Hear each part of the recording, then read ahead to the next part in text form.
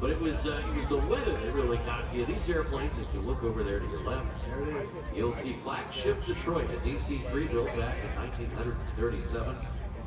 These airplanes could not lift themselves above the weather. They had to fly underneath the clouds. Much like today, where it's bumpy and wet, you feel every breath of movement in the air there. It was a day like today where you had thunderstorms popping up, but it was the only way to travel if you had to get there quickly. This DC.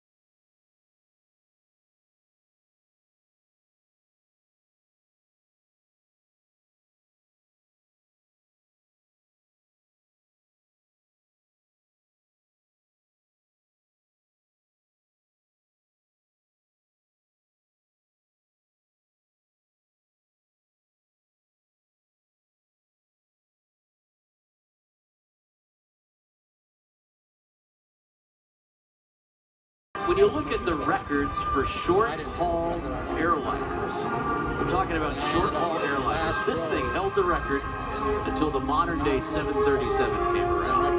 There was nothing that did the job better than the DC-3. Just about everything these days can go coast to coast. Go coast to coast in this airplane in its day, man. A few stops, up and down. Gas, get out of the airplane, stretch your legs. Grab some food, back in and away we go to the 14 seats, that's all you had up there. Converted to Pullman-style sleeping beds, upper and lower. So during the night portions of the long flight, the sky sleepers were envisioned for transcontinental travel, which averaged about 15 hours, depending upon the direction. The DC-3, you just imagine it, up there at night over the top of Ohio. Of course, this state had its own DC-3 known as Buckeye 1 that opened every airport in the state of Ohio when Governor Rhodes was here. Now you really get an idea of that big swept wing, that elliptical wing on the DC-3. True thing of beauty, engineering marvel of its time. Still in its day. Still is. It still is. We're still flying all around the world. Still examples being used. Florida, Canada, Buffalo area, still flying to this. Same airplane as Rick mentioned, the C-47 used in World War II. The flagship Detroit, though, it's always been in the airline world. It was conscripted briefly to military service during World War II.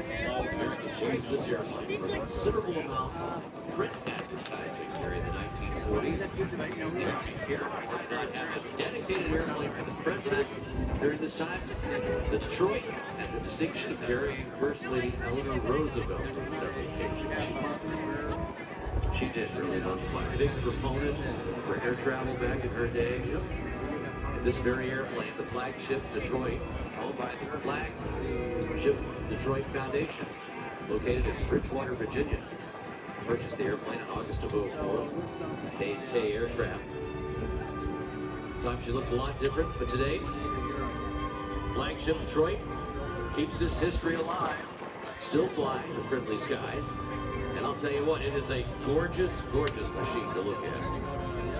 As it makes the final pass today for the Sunday performance. Center Point Energy Dayton Air Show. It was way back when I first met my wife, Maven loves this era. That airplane in the L-10A. She actually has a half-hour time on the L-10A. No kidding. Absolutely. And wanted, desperately still wants this particular airplane to get at least a ride. So, maybe make that happen. Here it comes again from the left. The flagship Detroit.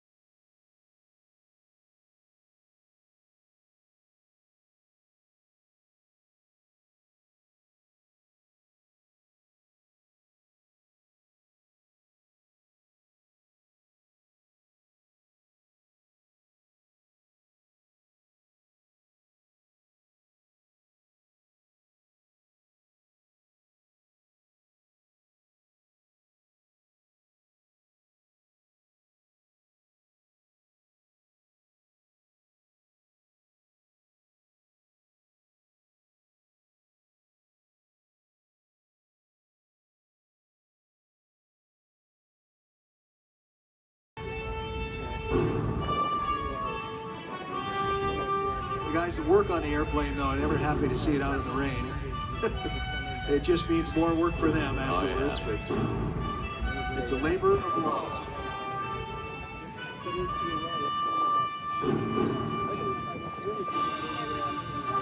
And to include commercial aviation in this theme of celebrating 250 years, so much went on in the earliest days of commercial aviation, led by this great nation. We do have a brief moment here, Mikey Mike. Let's see what we got up here. We're going to need to pay a little bill or two here, if you don't mind. All of the Centerpoint Energy Dayton Air Show, sponsored in part by Kroger, presented by Kroger. It's made possible by a whole host of other partners. And our good friend Mikey Mike here to tell us briefly about it as we're waiting here for the DC-3 to land next. Yes, Mr. Matt, thank you. We'd like to thank Wright Brothers Aero, serving Dayton International Airport since 1977. Delivers premier aviation services from Rick's Red Carpet FBO service to expert maintenance and fast refueling. They roll the red carpet up there. There's the DC-3. Look at that, Mike. Coming on in, and that's a red carpet service. The mustache pass. Oh, he is going to do one. Look at that. How about that? Oh, the sun came out just for that. What a great shot that's going to be. He said he was landing. Oh, there he goes. He is landing eventually. We haven't left one up there yet. Sometimes they make the decision to scoot on the back of that out there. You can't wait. No, that weather is moving around.